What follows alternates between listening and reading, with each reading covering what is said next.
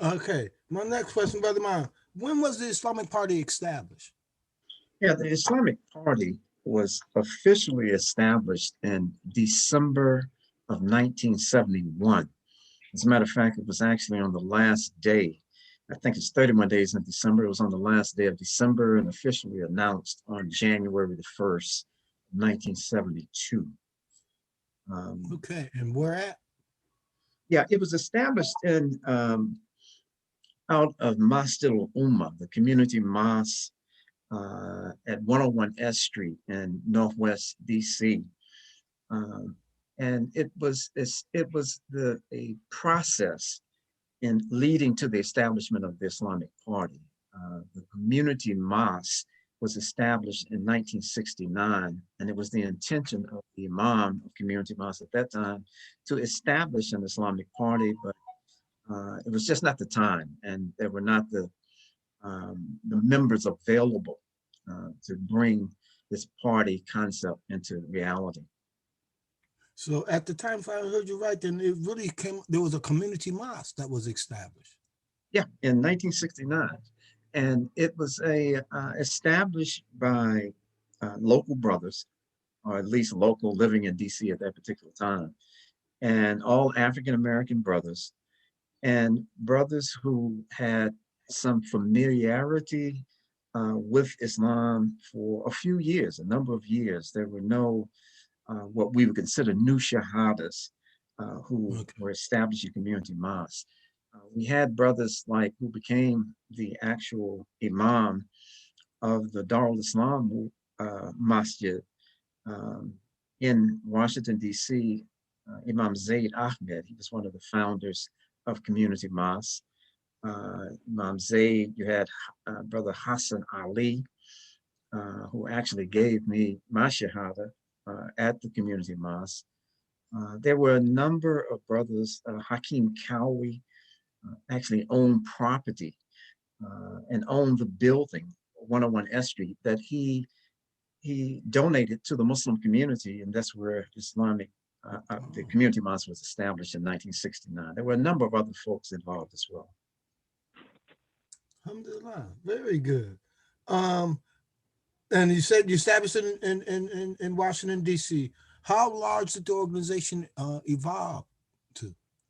Was it just Yeah, primarily based the Islamic Party based in D.C. or did it have any yeah. branches You out? know, it's an interesting phenomena. I find it an interesting phenomena how the Islamic Party evolved because from the very first announcement of the organization in January of 1971, it was announced basically as a national organization at that time. In 1969, the Community Mosque issued what was called the Declaration of Islamic Peoples of the Community Mosque. And this particular document, this Declaration of Islamic Peoples of the Community Mosque, actually was used as a statement at the time of the formation of the Islamic Party in North America. And the declaration, with a few word changes, was changed to be called the Federation of Muslim Communities. Now, the Federation of Muslim Communities was actually Muslims who were in Akron, or the leadership of the Muslims in mosques in Akron, Ohio, in Pittsburgh, Pennsylvania. Um, let me see, I'm getting some senior moments here. Pittsburgh, Chicago, DC, Chicago, and of course in DC. So you had these communities coming together to form the Islamic Party in North America. The leadership of these organizations, all of these brothers were imams in their local communities, and so it started out as a national organization, but the headquarters for the organization, of course, was based there in Washington D.C. So it was a kind of an interesting development. Oftentimes, you see in most organizations like this, religious and otherwise, the organization grows into a regional or national presence. But this Islamic Party had this unique development in starting out as a national organization with national representation the central body. Did y'all ever have national meetings, group meetings like we do annually? Most Muslim groups. Yeah, yeah. A lot of that went on in the early years of the Islamic Party in North America. We were a an organization that believed in, just a play on words. We believed in organization. As a Mm. matter of fact, one of our earliest documents was a little small book that was written by S.S. Mufassir, Suleiman Shahid Mufassir, called Organization in Islam. This was one of the books that we used as a handbook. And the book really explained and was used uh, as a basis for the organization of Muslims themselves, that it was used to inspire the leadership to understand that it took more for committed Muslims to just attend the mosque and to pray and to fast and to do these things. These were fundamental to our success as Muslims in this world and the next.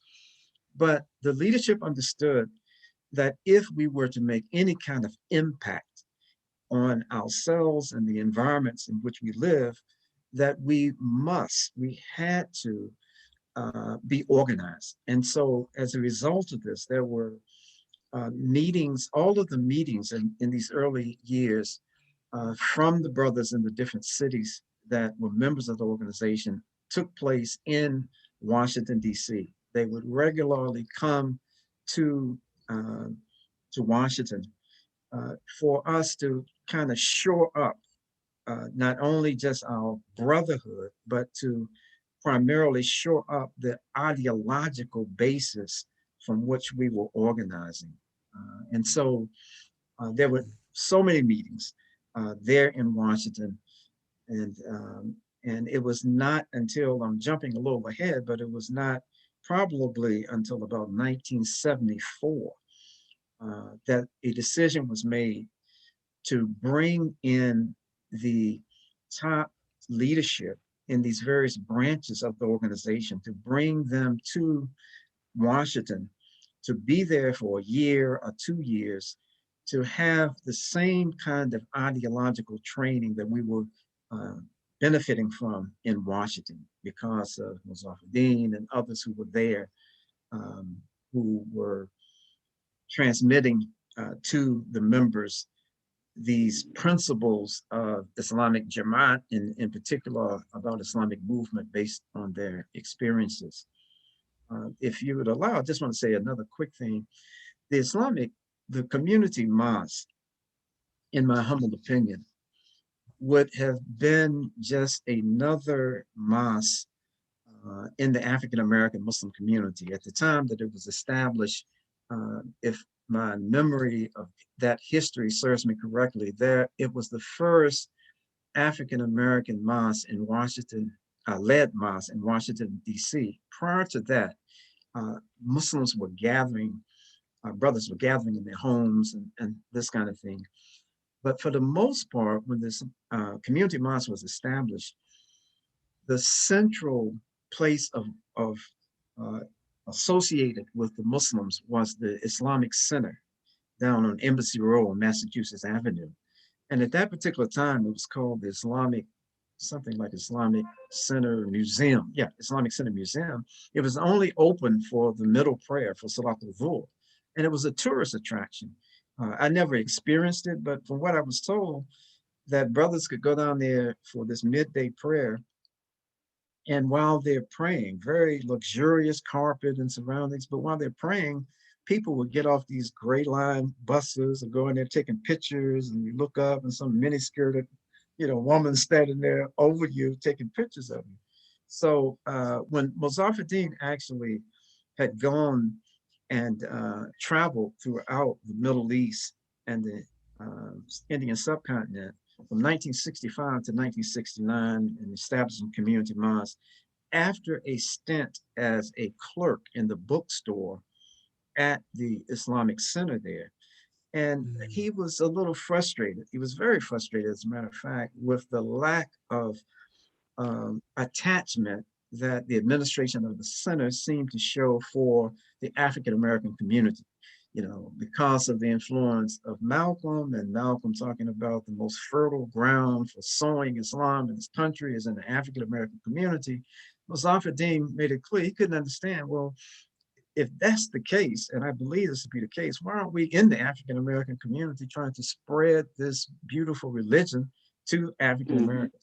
So he pulled out from the Islamic Center where he was working and got with other brothers. And this is basically how Community Mind started, how Islamic Party evolved from those early days from a organization that started with about 5 national locations and just continued to evolve over the years. can you repeat the national locations again? I believe you said Yeah, DC. yeah, we had DC, of course. We had Chicago, Akron, Ohio, Pittsburgh, and there was a unit in New York City. And you know, it's kind of interesting the way uh, that unit functioned and operated, because that was the headquarters in New York on Herkimer Place for the Dar al Islam that predated the Islamic Party by about 9 years, so or maybe perhaps more. I'm not good at math, but they were formed in 1962, and the Islamic Party was formed in 1969. So whatever that math comes up to, Right. and so it was the attitude based on the understanding of the Sirah that the smaller party should join the larger party. And so there was a little tension, you know, organizational tension there at the beginning because of the Dar's presence in so many different places across the country, that the Islamic Party needed to, those efforts need to be put into the Dar. Muzaffar Din didn't want to do that. He had a different kind of vision of how things should be done Islamically, a different kind of methodology. And so in New York, we never developed in those early days a strong base or a presence in New York City because of the Dar al Islam. And I'm not saying that brothers were threatened or anything like that, but you know, in the times in which we're talking about in the early 1970s, um, you know, civility in disagreements could kind of quickly go out the window, and some other stuff might happen. So Uh, we sort of ran almost a stealth operation in New York, not to conflict with the members of the Dar. right, because that would have been one of my questions. The difference between the Islamic Party and the Dar. I mean, both of y'all were the African American Sunni community, Right. and there was one prior to y'all, in New Jersey, the Arab Al-Uddin community under Yeah. Imam Hisham Jabrin. Hmm. You know, actually, there were a number of African American uh, Sunni Muslims um, before the establishment of the community mosque in Washington and before the establishment of the Islamic Party. Beirut, But Croatia.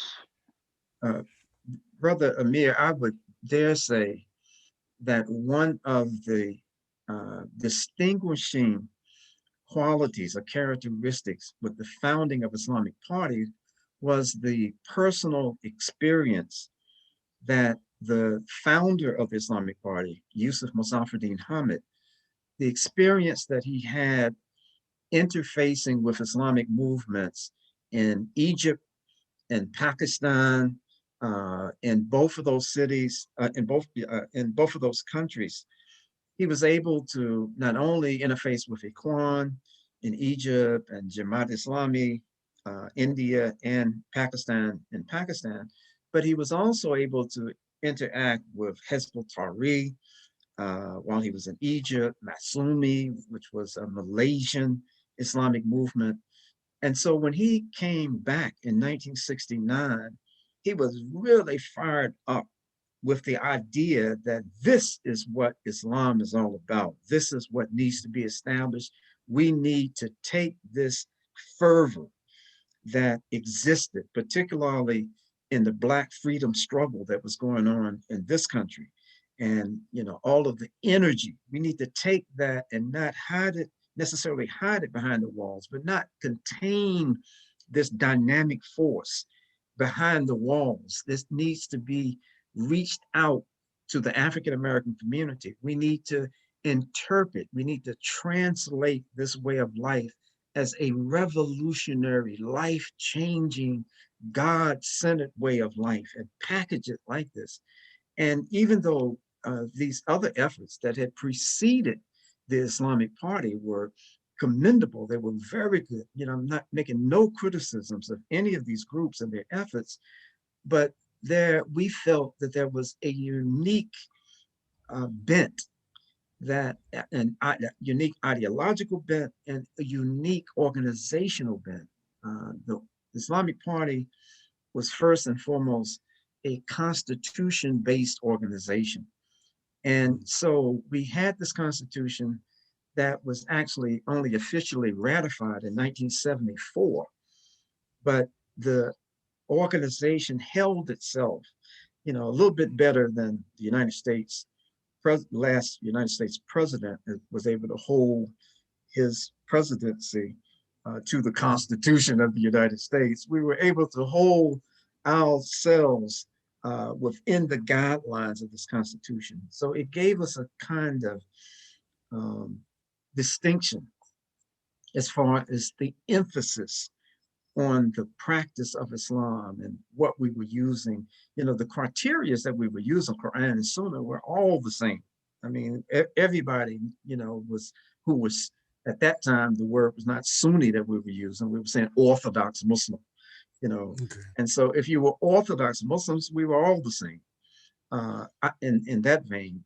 But how we differed was, what I just mentioned, how we packaged this Quran and Sunnah and how we used it to try to maintain and to generate a kind of revolutionary spirit that would transcend beyond the walls of our places of worship.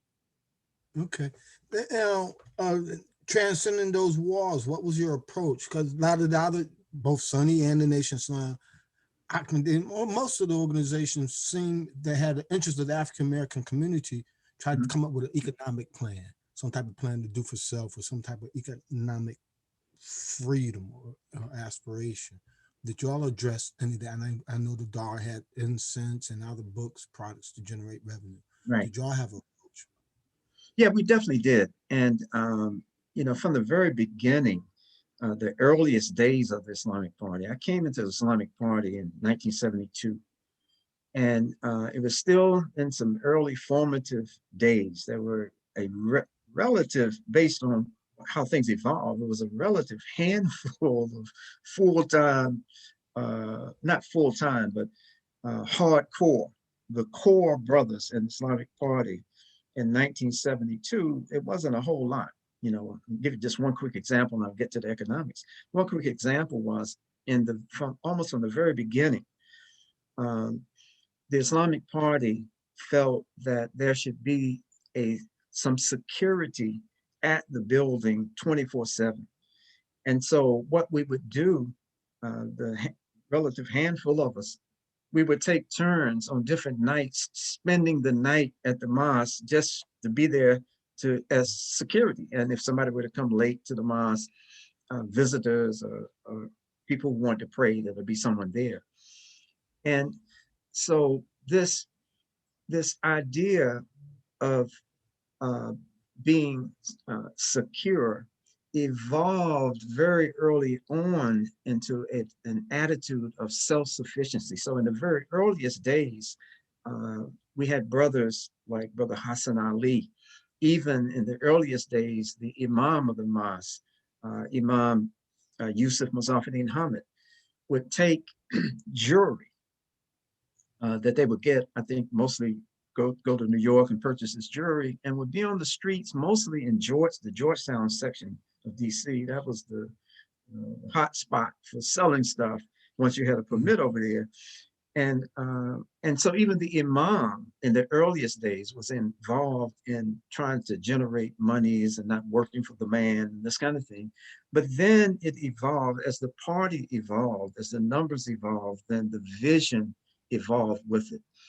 And in later days in DC, we developed what was called Survival for Islamic Work. This was a plan where the objective was not for the personal enrichment of the individual brothers and sisters, but it was a collective effort to try to see how could we sustain ourselves, but not trying to sustain ourselves at the highest levels of this, material manifestation. We wanted to see how we could cut expenses. So you had a number of folks, we had medical doctors, architects, folks from all different kinds of, a lot of college graduates and law students, people from all different kinds of walks of life who at that time could have afforded, a more, substantial, lifestyle.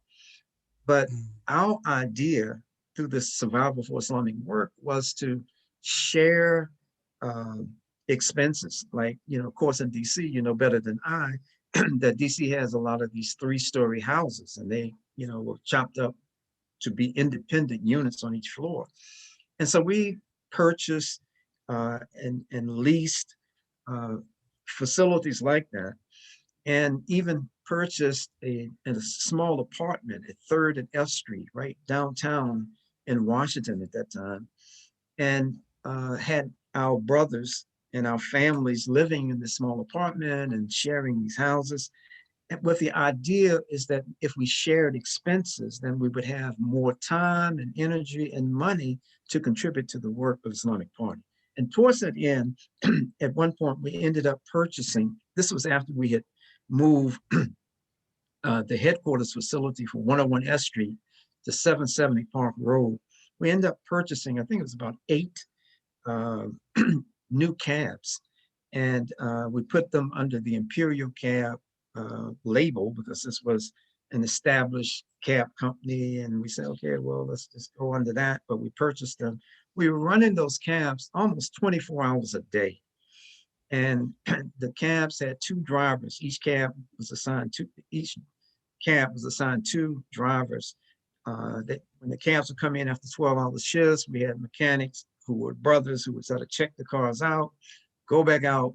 And so we were running these things 24 hours a day. We end up having a restaurant right around the corner from the headquarters that was called the Hunger Stopper Restaurant, which was a 24-hour restaurant that was around further down the street on Georgia Avenue. Going towards Howard University, we had the Nation Bookstore, we had a culture center. There were a number of musicians in the organization, and they would play and just drink herbal tea and chill and this kind of thing. So there were a number of efforts, and one ongoing primary. It was done more for dawah purposes, but it was also a way to generate monies. And this was the publication of our journal, Al-Islam, the Islamic Movement Journal. And this particular journal was used for brothers to go out in the communities, not just in Washington, but to travel to other cities up and down the East Coast to sell this paper, to be out on the streets, talking to people and about Islam with that and other brochures. We had our own printing press. And so brochures we printed up ourselves. So we tried to have a kind of holistic approach where the economics and self-sufficiency, we tried to be as self-sufficient and as independent as we possibly can as an organization. Mashallah, excellent. Um, is Islamic Party still in an association or organized and function, or have they been dissolved? Yeah, the Islamic Party as a formal organization, Islamic Party in North America, actually stopped its operation officially, and I emphasize officially, it stopped this official operation in about 1980 or 1981, when the headquarters of the Islamic Party was shifted from what was then in Connally, Georgia. We still had the facility, that main facility at 770 Park Road, but the headquarters in 1977, I think it was actually shifted to Connally, Georgia, with the idea, what Muzaffedin's vision was, that if those who were involved in headquarters operations would not get caught up in the local DC affairs and the local Muslim life in DC, and go down there in Hicksville in Georgia outside of Atlanta, we could just focus on the national development of the organization. So from that point, in about 1980 or 81, the Islamic Party shifted its base of operation, its headquarters operation now, to Trinidad. And shortly after that, the operations in the United States were completely shut down. And so it wasn't just a headquarters thing in Trinidad. It was now, well, the party as we have known it does not truly exist like that. And so it went through different, um, like, iterations of itself. Okay. It had shifted when work was being done in Trinidad. The in North America part was dropped off the name. It was now the Islamic Party. And when the work was being done in the Caribbean exclusively, it was known as the Islamic People's Movement. And in the Caribbean, it spread to a number of the islands, and Grenada, just all over the place there, in Guyana, in South America, a number of different places, um, up until, I would dare say, the death of the founder, Muzaffedin Hamid, in October of 1991. There was a semblance of the organizational body that was the Islamic Party still together up until this point, when he died in Honduras in 1991. But if you allow me, I would have to say that there was something very special about this experience, called the Islamic Party or Islamic People's Movement, or whatever name at any given period that the group was going by. And that is that the attachment, the personal attachments that were developed, and we're talking about 40 years ago, or maybe almost 50, we're talking almost 50 years ago now. Those personal attachments remain with many of us right until this second. And I would have to say that with all of the different, little bit of Islamic work that I've done over the years, that I remain closer in my heart, and I hope some of my brothers don't take offense to this, who, like, where I'm the imam right now, and some of the people I'll work with, but I'm just being honest here, that there is a special attachment that I have in my heart, for my brothers from the Islamic Party, that I honestly don't have that kind. It's special, it's unique. I mean, I love the brothers and sisters all over the place, but there's something special about them.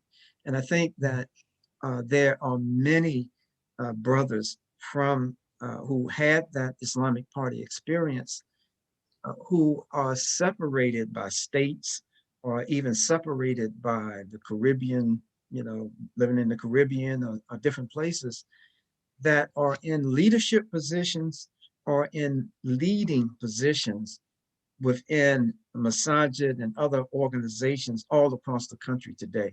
So it was a training ground, almost a proving ground, a testing ground for those who came through this particular experience. And I thank Allah for this. My dear brother Luke Williams, who,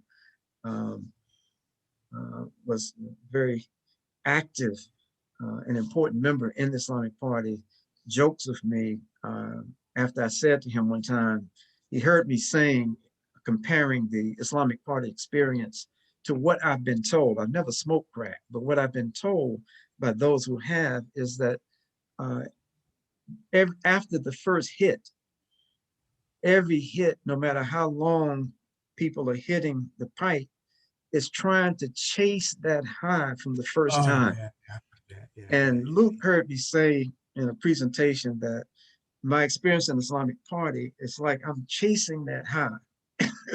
And I I haven't been able understand. to get it. And inshallah, maybe before Allah calls me back, I will get that. But it was a very unique and wonderful experience that, as I said, it crossed borders. And so those brothers that we've interacted with in the Caribbean, that we've interacted with all over the country, in Canada, no matter where it is, there's a special bond that we continue to maintain. I mean, you know, my brother, with that in mind, I could hear somebody when you said Luke, I could hear somebody in the back of my mind, you know, hollering at me, cussing me out, brother Amir, don't forget us. And that's Mariam Funches. You know, this is one of the sisters that came out of the That's Islamic right. Party. That's right. And Absolutely. one of the first sisters that started reaching out in social work and Exactly. providing services to the needs of the Muslim community and the needs of the Muslim family. To the Exactly. point, I call the sister today. I call her Sister Color Purple, Yeah. but she's known as Sister Sister Osman. Asma. Right. That she was inspired by her. Yeah. And very much motivated to Mhm.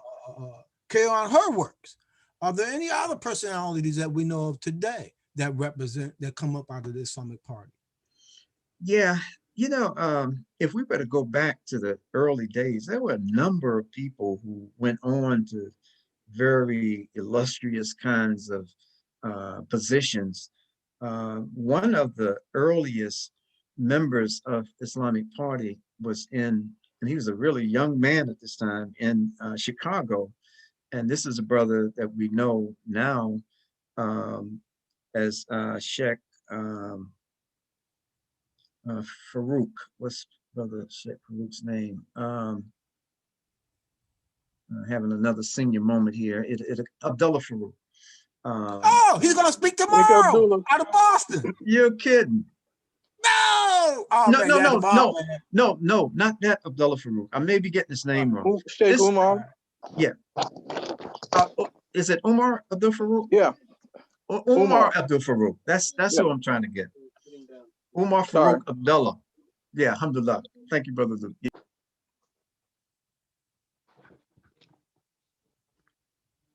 I think I messed you up, my brother. that's all right. I got you. Yeah, Okay. Umar Farouk Abdullah. And, he was one of the earliest members of Islamic Party in Chicago. And he's gone on to be a very, very well-respected sheikh and author of Islamic books here in this country. There are Brother Amir al-Islam. Amir was also there in Chicago and used to come on, as I talked about earlier, about how brothers from all over the country would come to DC. And those of us who were recently entered into Islam had the benefit of meeting all of these brothers coming from these big cities who were Muslim and had been Muslim for years, and many of them leading masjids and Muslim communities. And so it was a really enriching experience for everyone. But there's so many folks. I mean, I would be remiss to start calling a lot of people's names. Uh, I'd already mentioned, Brother Luke Williams, who, as you referenced, was married to Sister Miriam Funches at one point. Had we, it's just so Omar Ocasio, who was in here. As a matter of fact, there's somebody calling me now here from one of our brothers who is, I can silence it. he's an imam in he's an imam in Bermuda. You know, there are Kwesi Atiba down in Trinidad, a very dynamic and long-term Islamic worker that, you know, we had developed a very um, meaningful relationship with organizationally and personally. I mean, there's so many others, like I said, that I would feel, I feel bad not calling the names of so many other people, but I understand. you know, one of the Um, things too that in Islamic Party, um, there was an emphasis, I believe, in the way that we were trained, that everything that we were doing was for the work of Islam, the work of Allah, the furtherance of the dawah, serving the community, and was not for personal gain or recognition. And I would have to say that in Washington, D.C., with all of the influence that Muzaffer had on so many of us, he was one of the least known members of the Islamic Party outside of the Islamic Party in DC. You know, he, you know, for a lot of events and speaking and stuff like that, oftentimes he pushed me out there. You go here, do this, you take this, you go to this radio station, you go to this TV station, representing him. They would ask for him, the leader of the group, and he never self promoted like that. And so I think that is for many of the members of Islamic Party, while we don't know some of these outstanding brothers and sisters, uh, you know, and not that I'm saying that contrasting that with other people, but I'm just saying that we were trained in a way that the work should be more important than the individuals who were behind the work. And so let the work speak for Islam and don't, you know, focus attention on yourself. And I think that that is a major factor in why these dynamic brothers and sisters are not more well known. It's like just like the head of the organization himself that folks, unless you were in certain circles, you didn't know. Like when I came to Islamic Party, I was there for months, literally, before I even knew, before Muzaffer, the organization, he was designated as the Amir of Islamic Party. It was divided, the leadership as the Imam of Community Mosque from the leadership of Islamic Party. And when I came in, he was the Imam of Community Mosque. I was there for months, literally, before I knew who the Imam was. And you know, and everybody was turning to him for direction and guidance. But I've heard the same thing that I'm saying now, been shared by so many of those brothers that came in those early months and early months in particular, in the first year or so of the organization, that you come in, you wouldn't know because he was delegating to other responsible brothers, you know, teach this brother Islam, teach him how to make salah, you know, teach him this and teach him that. so if I heard you right, and from I'm reflecting on my experience, it really was the work, working for Al Islam and working to Dawa, working as a whole that kept it unified body and seemed like even a unified spirit Yeah, absolutely, amongst them. absolutely. I think, is there anything else you'd like to add? Because if not, Brother Mom, we'll try to open up for any questions or see if anybody have any questions. They Yeah, could raise it. I think this is maybe a good point to open up and see if there are any comments or questions. They could raise a hand, flag, and we'll try to address any questions. We'll go on the chat box. Now I'm going to ask a question though, Brother Mom. How did Sure. it feel? How did it feel? Um, uh, uh, uh, when y'all were on 101 S Street, y'all was really from down the street from the Nation of Islam, their Right, mosque, and so you right. saw that transition. You saw them when they was in the nation or the nationalist type thinking and Mhm. watch them make that transition into Orthodox into this Sunni al Islam. How was that to y'all as experiences Well, with Sunni? we not only saw the transition, we felt the transition. Uh, the Okay. Islamic Party took a very kind of emphatic stand about the teachings. We recognize the good work, the social work that was being done through the Nation of Islam, but we also recognize, because of our commitment to dawah and spreading this message of La ilaha illallah Muhammad Rasulullah sallallahu alaihi wasallam to the society, we felt that what the nation in those years before 1975 was promoting was a distortion of the Aqidah, just the basic beliefs of Islam. And so in our journal, Al Islam, the Islamic Movement Journal, and in our just dawah and talking to people on the streets, uh, when we were asked about the nation, because at that particular time, if you were African American in America and you're identifying yourself as a Muslim, the first question is, oh, so you're a member of the Nation of Islam, because the nation had been in our communities, since the 30s, and had been very impactful in a number of areas in the African American community. So it made sense for people to think that if you're African American, if you're Black, then you must be in the nation. So a lot of our dawah, our spreading the message of Islam to people, would have to begin by being questioned, are you a member of the nation?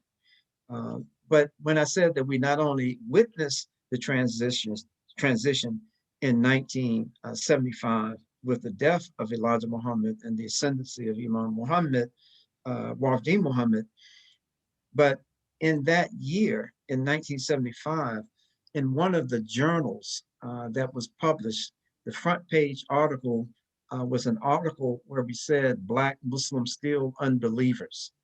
And as a consequence of being in Newark, New Jersey, of all places, I mean, if we had any sense whatsoever, we would have never stepped in Newark, New Jersey with a headline on a paper like that. I mean, that was insanity. And so, I, we had I 12 got put out brothers. of a restaurant just to ask. Right. So it was insanity on our part. We, just weren't thinking of the backdrop there in Newark and like this. And the brothers were making salah on the hill downtown, and they were actually attacked by members of the nation with chains and crowbars. And a number of brothers ended up going to emergency room, one ended up staying in the hospital there. And so and it's not just with Islamic Party. There was a high degree of tension between in many cities between African American Muslims in particular and members of the Nation of Islam. And so, but I know that we had this. We would see what was going on down there on 4th Street and all that. And when we moved to Park Road, we were ever present. We didn't go around thinking about the nation and what are they doing all the time, anything like that. But we were ideologically on different, poles, and numerous times on individual or collective levels that kind of spilled over into some kind of verbal or physical conflict. Mm. And another question: what do you think the Islamic Party contribute to the African American Muslim community? Yeah, that's a very good question. And so I say I'm not the only one. You have phone ringing in the middle of webinars.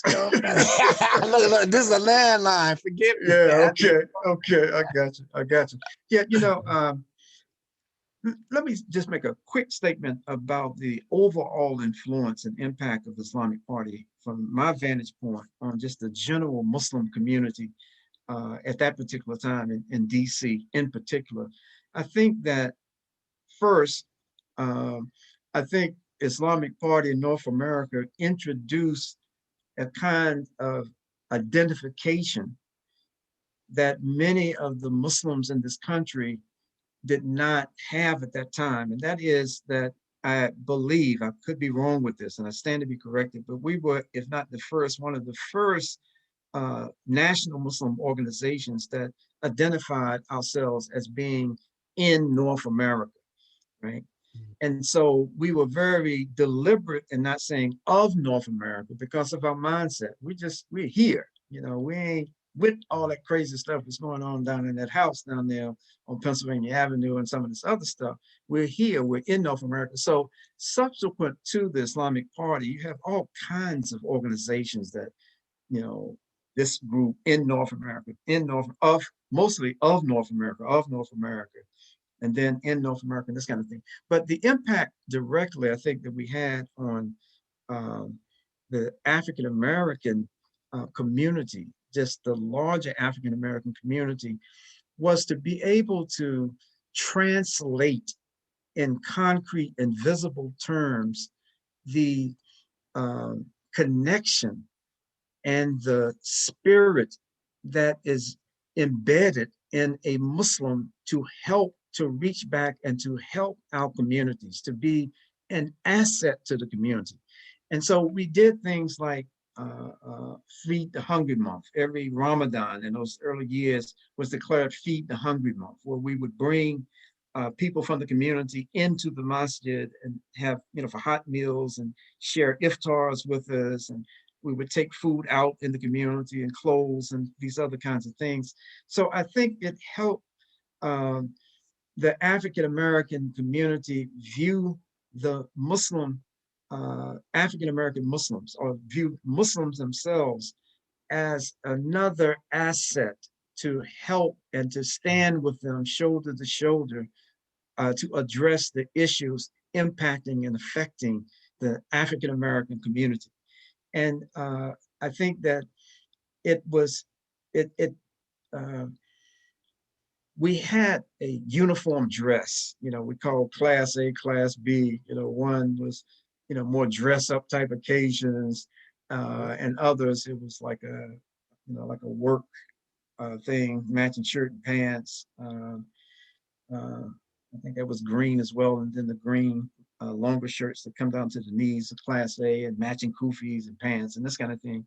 And so every time we went out, primarily for those who were members of Islamic Party, every time we went out, we would go out dressed in a very similar manner, to go out giving dawah or whatever, go to a convention, a conference, and this kind of thing. So because of that uniform dress, the appearance was that we were many, many more brothers and sisters than we actually were. Going to a conference, a Muslim conference, like, wow, man, those Islamic Party people everywhere. Did you see all those brothers and sisters? So I think that, when we look at it from the standpoint of, strategic marketing and these kinds of things, that whether it was consciously looked at or identified as such, we did things in a way that got attention, not just like a clown or juggler on the corner, juggling stuff, but we did things that were impressive as far as the discipline and the organization and the uniformity and these kinds of things, the kind of intangibles. And let me give this quick little anecdote. The first time I went to the community mosque in Winston-Salem for Salatul Juma, first time I'd gone anywhere, not of Winston-Salem, I'm sorry. First time I went to the community mosque at 101 S Street for Salatul Juma. One of the things that impressed me the most was the dress of the brothers who were coming in for Juma. And that was one brother in particular. His name now is Khalil Kalfani. No, not Khalil Kalfani. Faisal Palili, I'm sorry. His name now is Faisal Khalil. At that time, it was Khalil Abdul Kareem. He had been a member of the Young Lords in New York.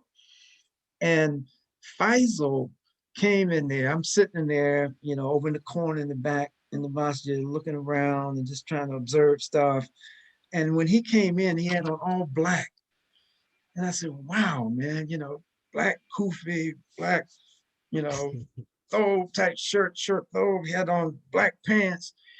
And it sounds weird, man, but for me, that's what I needed to take me over the top, because I was coming out of this Black nationalist, Pan-Africanist background, the H. Rap Brown days of the big afros and the dark glasses and wearing black with the Panthers and stuff like that. So that was the validation for me that I needed personally to say, well, hey, man, I can still wear my dark black shades. I can still dress in black. This man is dressed in black. And that's helped convince me that, yeah, these Muslims are cool, man. They okay. They're connected to what's going on in the community. So I think there were a lot of intangibles and tangibles that benefited the community. Yes, we still see some of the results today in your coordination from your kufi to your top. Still coordinated. Yeah. We have a comment and a question from Brother Carl Luke. Okay. Yes, sir, Brother Carl. Yeah, assalamu alaikum wa rahmatullah, Brother Amir. I want to thank you for doing the program. And you mentioned, I thought I was one of the few people who would actually imitate Sister Miriam Funches, who I was married to. And my children always laugh, and it gives them a laugh when I imitate the way that she talked and the way she got. If you think she got you all to do things, you can imagine how she got me as her husband to do things. May Allah bless her and give her a beautiful place in Jannah, inshallah. Ameen. Ameen. Yeah. So I wanted to let you know, Amir, since the program started, I've been texting and emailing as many Islamic Party people as I can. And in addition to having Imam Khalid on the phone, you have brothers who predated Imam Khalid, or at least around the same time, brothers like Sharif Hashim, who is up in the Washington, D.C. area. We have Brother Omar Ocasio, our Puerto Rican brother who moved from New York to Washington to join the work of the Islamic Party. We have Brother Salim Razak, who is in Bermuda, is the Imam in Bermuda now. We have Brother Kwesi Atiba, who is one of the leaders of the Islamic Party in the Trinidad and Tobago area. We have any number of them have, alhamdulillah, joined us since that time, as well as many other. Brother Anwar Abdul Jam up in Poughkeepsie, New York, who's an imam. And one of the things that Imam Khalid said, I didn't really have a question. I just wanted to say that one of the legacies, actually, when Imam Khalid was talking about that Muzaffar-Din and the Islamic Party called people, we had people who came from Houston, Texas, people who came from Pittsburgh, people who came, as Omar did, from New York. We had people that came from Houston. We had people that came from New Orleans. We have a brother on the phone, on the call now, who actually was one of the leaders of a branch of the Islamic Party in New Orleans. So I was going to say that you have a lot of people who can comment and share their experiences who are on the Zoom call tonight. So I didn't have really a question. I just wanted to have that comment and to thank you for creating the kind of forum to share this. And obviously, when you mentioned Sister Miriam, I really got a charge because. Yeah, I know, my brother. I see you looking like your son looking like you. But yeah, she do charge us. She's in paradise now, still charging us, huh? Because she didn't want to tell me to tell that story. So please, anybody else that's on the line that have heard, they want to share, please. If we don't tell our stories, nobody will. That's right. Assalamu alaikum. My son. Can you hear me? Yes. Yes. Okay. So I just want to ask, how large did the organization get? How many members? Yeah. There was a saying, I don't think Malcolm coined the expression, but he used the expression that those who know don't say, and those who don't know are the ones who say.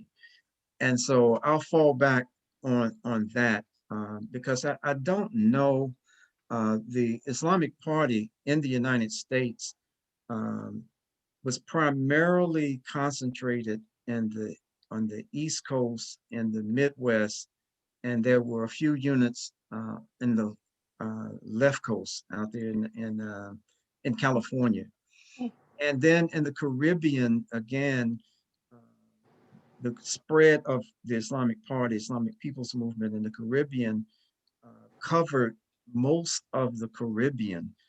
There was some element of Islamic Party of brothers and sisters throughout the Caribbean. So so I would have to speak in generalities like that in terms of, we can talk about specific states or specific countries, but the actual numbers. And another thing, I've saying this, and I hope I'm not, speaking in exaggerated terms, but we felt while we were doing this work that the influence of the Islamic party far exceeded our numbers. That the influence that the Islamic Party had on Islamic work and Islamic organization far exceeded the number of people that we had. One of the things that, and I'll say this quickly and be quiet, one of the things that Muzaffar used to say quite often was that he was not interested in building what would be comparable to the biggest church or the biggest church association, like the Baptist Conference or something like that. He wasn't interested in building the biggest congregation, but he was more interested in helping to build brothers and sisters into, Islamic workers. And through that internalization of this guidance of Quran and Sunnah and using Islamic movement methodologies, that the numbers would not have to be as many other existing organizations, because there were many organizations that had many more numbers than Islamic Party. But I'm sure I have my personal prejudice, but I do believe that the influence of the Islamic Party far exceeded our numbers. We have another question from Brother Anwar. You try to unmute him. Assalamu alaikum, you hear me? My son. Yes, we hear you. For me. Yeah, you mentioned something in regards to the impact that the Islamic Party had to the African American community. There was a couple areas that were really clear in terms of their impact, and I put it three, maybe four areas. One was the prison effort. The Islamic Party was one of the early Sunni Islamic organizations that went into the prisons and gave out literature and did dawah in the prison on a really a national scale. They were early into the state of New York. Of course, we were in Maryland, we were in Virginia, we were in Washington, D.C. And this is, ended up being one of the most important areas in terms of dawah in the African American community. One of the brothers was incarcerated. Another area was, and I was under college doing a lot of this, was community organizations. We would always have meetings. We had the Oppressed People's Affairs Committee, and we would have meetings with different local community groups, different African, nationalist, Pan-Africanist, progressive community groups, white progressive. We would constantly be in meetings with the community groups, spreading our Islamic ideas, our Islamic perspective, our Muslim perspective, and impacting the people. Because often, particularly in that time, we were the first Muslims these people met, period. The third area was in education and the MSA. The Islamic Party was the key ingredient to the Howard University Muslim Students Association. And we had made it a point, and I've been working with the Howard Muslim students even recently, and we made it a point not to join the MSA, that the importance of independence of African American Muslim youth when they became Muslim, that they continued to keep their identity within their community where they came from. So those are some of the big and major areas that the impact of the Islamic Party and Islamic Party perspective, which was really grounded in the Quran and the Sunnah, that we had to rise up and develop from within, from people, give the doubt to people from amongst themselves who had a better understanding of the environment. We understood the environment and the struggle that people were going through, and we tried to call people to Islam based upon that understanding as indigenous people of this, hemisphere. Okay. Thank you. My brothers and sisters, I thank y'all for your time, but we've ran out of time. I thank Imam Khalid for his input. I thank Brother Luke and everyone else for the input. And I thank Allah for the blessing of the Islamic Party. And hopefully, inshallah, we will continue. We'd love to bring y'all back. If you want to talk more about the stories, do a PowerPoint, show some images and everything, because I think the Islamic Party is an Islamic organization that is very little known about, that more need to be known about, more need to be appreciated for the work and the services that they have done. And any closing comment, Brother Imam? Yeah, again, I'd just like to thank you, as our other brothers have. Thank you for allowing us this forum. And I just want to say real quickly, because I don't want some of our brothers who were or have been a part of the Dar al-Islam movement, or al-Ummah, that came after the Dar al-Islam movement, to get upset with us. Imam Anwar, the Islamic Party may have been some of the earliest workers in the prisons south of Philadelphia and south of Baltimore. But the Dar al-Islam movement, as far as prison programs, they set a standard of excellence. I mean, Imam Jamil al-Amin, when he was incarcerated in New York State, took his shahada at the hands of members of the Dar al-Islam. And so they were out there a long time before us. So you're going to get me in trouble, with some of them. Look, y'all going to get me in trouble. Look, the Nation Islam, no matter what they was even teaching, before they that, opened up that door to That's bring right. in, got them giving us pork, giving us the name 100%. Muhammad, giving Allah, so 100%. everything got a little piece. No, 100%, 100%. I 100% We ain't mad agree. at you, Imam Khalid. It's okay. Yeah, alhamdulillah, I appreciate it. Yeah, but the Dara set the my standard brother. for prison work.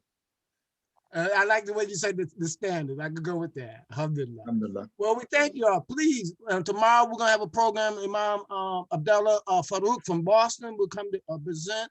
We're going to have a sister that's going to speak, Dr. Amir Kari, Sunday, about anthropology and the importance of us collecting and gathering and assessing our history. So we want to thank y'all. We appreciate your love, your help and support. May Allah increase our faith, increase our consciousness, increase our ability to work and want to work and to serve him. May Allah bless us with a safe and peaceful night. Assalamu alaikum wa rahmatullahi Wa alaikum salam. Alaikum salam wa rahmatullahi wa barakatuh. Assalamu alaikum wa rahmatullahi wa barakatuh.